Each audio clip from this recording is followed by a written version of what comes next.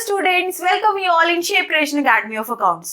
Students, आज के session में हम कवर करेंगे शेयर्स चैप्टर का another main important topic, that is 4 feature of share. Students, ये टॉपिक बहुत ज्यादा इंपॉर्टेंट है क्योंकि इस टॉपिक में से बेसिकली जो एग्जामिनर होते हैं बोर्ड के अंदर two type of question set करता है। सबसे पहले इसमें से एक क्वेश्चन आएगा जिसमें यू नीड टू पास, वो आपका शॉर्ट क्वेश्चन होगा, वो आपका होगा 4 या 3 मार्क्स का, ठीक है। जिसमें आपको बेसिकली एंट्री पास करनी होगी सिर्फ 4 फीचर ऑफ शेयर्स की, ठीक है।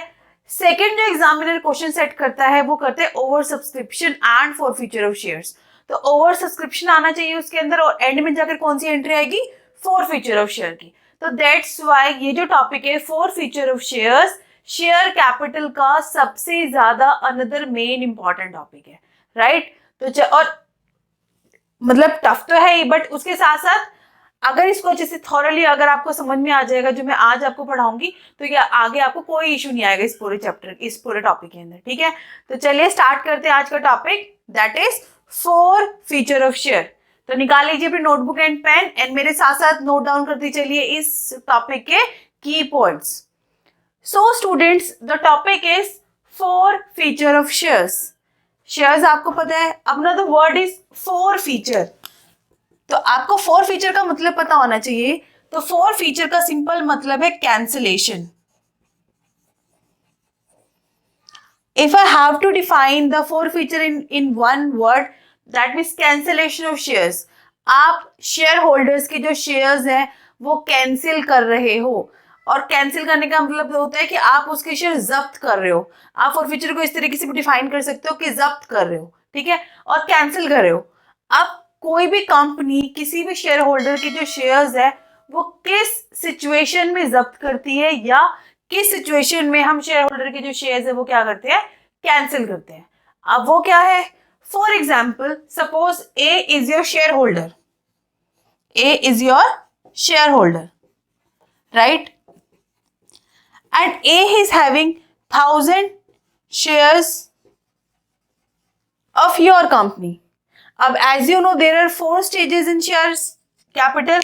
One is, और जो शेयर की फेस वैल्यू है that is 10 rupees, और ये डिवाइडेड है इस तरीके से 3, 3, 2, 2.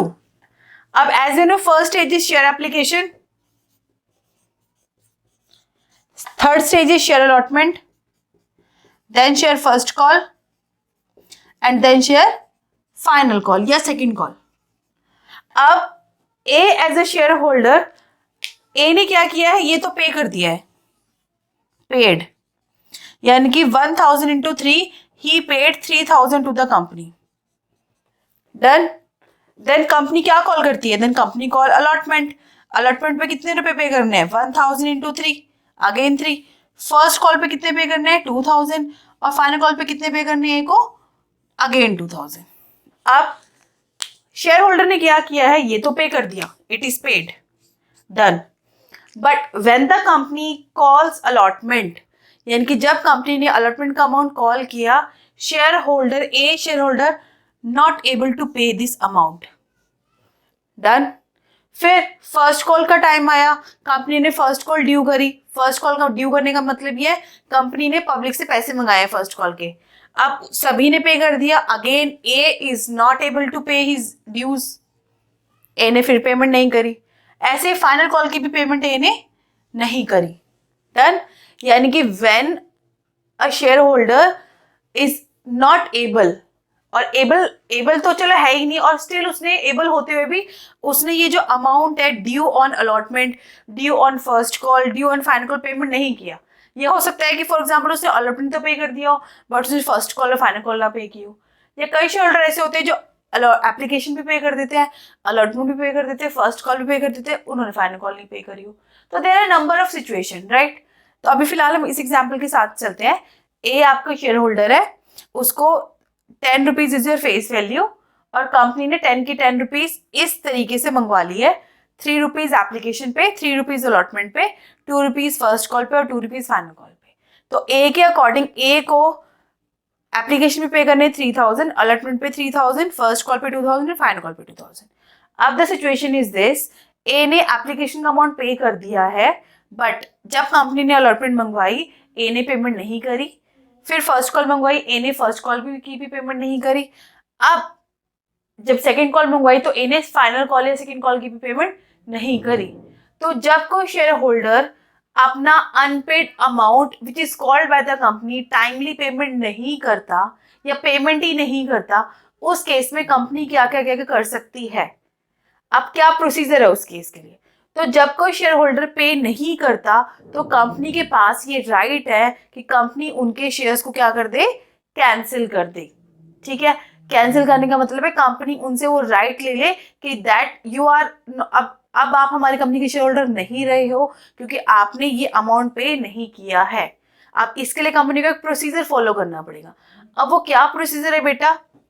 सी, एक होता है आपका आर्टिकल ऑफ एसोसिएशन, ये सबको पता है। आर्टिकल ऑफ एसोसिएशन क्या होता है? दीज आर द डॉक्यूमेंट्स जो कंपनी बनाती है जब कंपनी फॉर्म होती है। ठीक है, इस आर्टिकल ऑफ एसोसिएशन के अंदर प्रोसीजर्स लिखे होते हैं कि अगर कोई शेयर होल्डर पेमेंट ना करे जितना अमाउंट उसको पे करना है तो उस केस में कंपनी क्या क्या क्या कर सकती है। डन, तो आपको उसी के अकॉर्डिंग फॉलो करना पड़ेगा, according to the rules and regulation of AOA. Done, but अगर कंपनी के एओए के अंदर इस पर्टिकुलर फॉरफीचर ऑफ शेयर से रिलेटेड कोई भी कंडीशन मेंशन नहीं है, in that case company follow करेगी table F. Table F schedule 1 of companies act 2013। तो टेबल एफ के अंदर जो प्रोसीजर मेंशन होंगे कंपनी वो फॉलो करेगी। अब वो प्रोसीजर होते ही हैं बेटा, वो प्रोसीजर बहुत ज्यादा सिंपल है।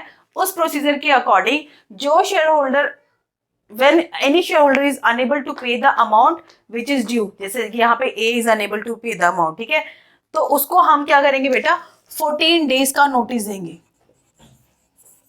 कितने दिन का नोटिस देंगे? 14 डेज का, कि ठीक है हम उसको एक नोटिस देंगे कि विद इन 14 डेज आपका जो अनपेड अमाउंट है, that is the unpaid amount, वो आप पे कर दो विद द इंटरेस्ट। ऑब्वियसली उसने अगर पेमेंट नहीं करी, अगर वो लेट पेमेंट करेगा तो company obviously charge some interest. तो हम शेयर होल्डर को ये बोलते हैं इन अ नोटिस कि आप हमें 14 डेज के अंदर जो आपका अनपेड अमाउंट है वो पे कर दो विद द इंटरेस्ट। अगर आप ऐसा नहीं करते तो कंपनी आपके शेयर क्या कर लेगी, जब्त कर लेगी। यानी कि कंपनी के पास राइट है कि आपके शेयर आपसे ले लेगी, यानी कि जो राइट है कि you are the share holder, वो राइट कंपनी आपसे ले लेगी। ठीक है, ये साफ मेंशन होता है। अब वो नोटिस पढ़ने के बाद भी स्टिल शेयर होल्डर अगर पेमेंट नहीं करता तो कंपनी के पास राइट है कि उसको शेयर क्या कर दे, कैंसिल कर दे। ठीक है, तो इसी को हम बोलते हैं फॉरफीचर ऑफ शेयर्स। ठीक है, when any share holder is not paying any amount which is due on different stages, ठीक है, तो कंपनी के पास राइट होता है कि कंपनी उसको शेयर को क्या कर दे, फॉरफीचर कर दे। डन, इतना क्लियर है। और ये ध्यान रखना 14 डेज का नोटिस देते हैं। एओए में जो कंडीशंस लिखी होती है उसके अकॉर्डिंग चलते हैं। अगर एओए नहीं होता तो हम table F schedule 1 companies act 2013 follow करते हैं। ठीक है, चलो ये तो हुआ फॉरफीचर का मीनिंग। अब फॉरफीचर के जब हम फॉरफीचर करते हैं तो what kind of entries we need to pass, हमें कैसी एंट्री पास करनी पड़ती है। ठीक है, अब वो डिपेंड करता है, वो मैं बताती हूँ आपको। सी, ये वाला अमाउंट जो है वो शेयर होल्डर ने पे कर दिया है, और ये सारा अमाउंट 3, 2, 3, 4, 5, 6, 7 जो टोटल 7000 अमाउंट है वो क्या है बेटा, आपका अनपेड है। अब हम क्या एंट्री पास करेंगे ये मैं आपको बताती हूँ। ठीक है, तो I am going to rub this.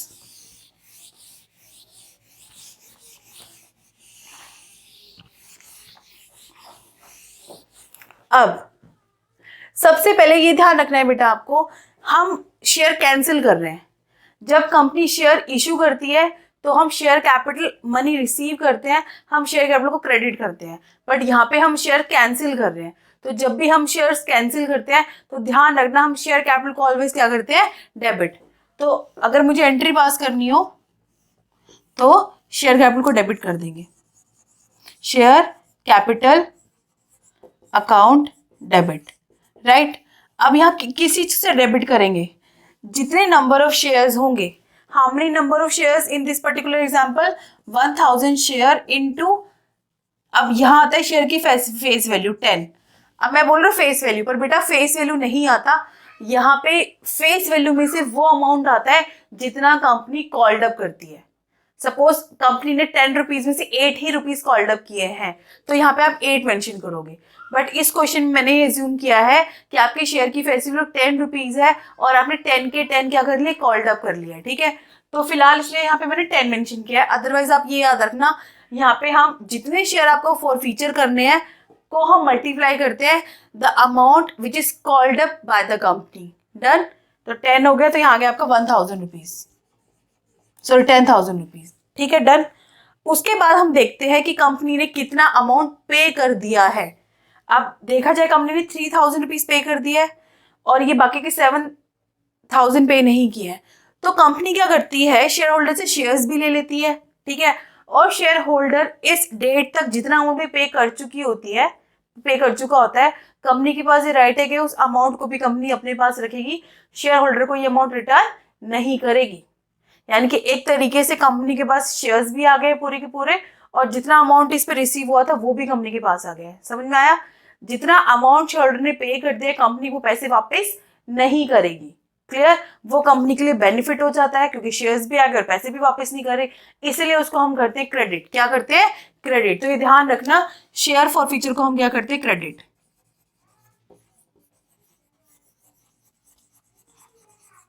To share forfeiture account, इसको मैं यहां से थोड़ा आगे लिख देती हूँ।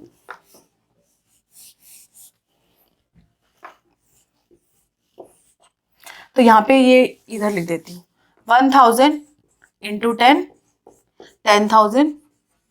अब 1000 3 रुपीज उसने पे कर दिए, 3000।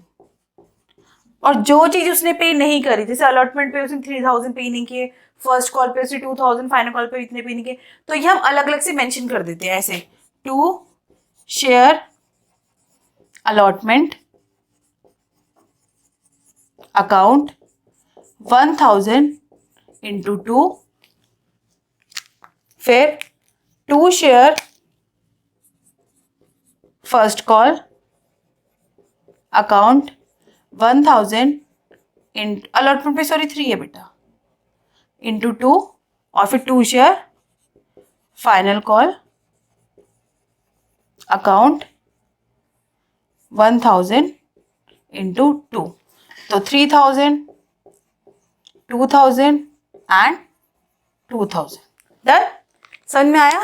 तो हम क्या करते हैं, जितना हम शेयर कैपिटल को डेबिट क्यों करते हैं ये पता होना चाहिए, क्योंकि in this entry we are cancelling the share, हम शेयर्स को कैंसिल कर रहे हैं, ठीक है।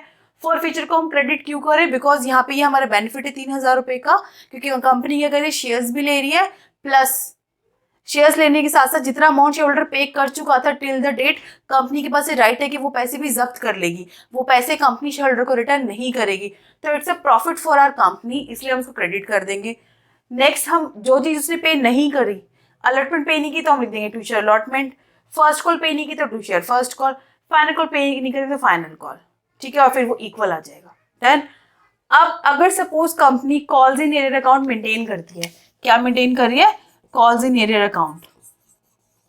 तो in that case instead of writing share first call and final call, आप ये अमाउंट किस में लिख सकते हो? कॉल्स इन एरियर अकाउंट में। But as my personal opinion, और you can see that as a personal advice, this method वो ज़्यादा इफेक्टिव है instead of writing calls in arrear. But अगर आप किसी बुक में देखोगे कि वहाँ पे कॉल्स इन एरियर मेंशन है, तो आप वैसे भी कर सकते हो, ठीक है। तो that is the forfeiture of shares, ये फॉरफीचर की एंट्री है। क्लियर? तो आज की वीडियो यहीं खत्म होती है, क्योंकि आज की वीडियो में जस्ट मेरा ये पॉइंट था कि मैं आपको ये बताऊं what is forfeiture of shares और उसकी क्या एंट्री होती है, किस चीज को हम डेबिट करते हैं, किस चीज को क्रेडिट करते हैं। आने वाली वीडियो में हम forfeiture of shares issued at par, forfeiture of share issued at premium, फिर फॉरफीचर के बाद हम किस तरीके से शेयर को रीइश्यू करते हैं, वो हम सब कवर करेंगे, ठीक है। तो बने रहिए मेरे साथ। नेक्स्ट वीडियो की नोटिफिकेशन के लिए प्लीज आप बेल आइकन को प्रेस करना मत भूलिएगा। तो अगर आपको मेरी वीडियो पसंद आई है तो प्लीज इसे लाइक करिए, सब्सक्राइब करिए और बने रहिए मेरे साथ। Thank you so much students, good luck.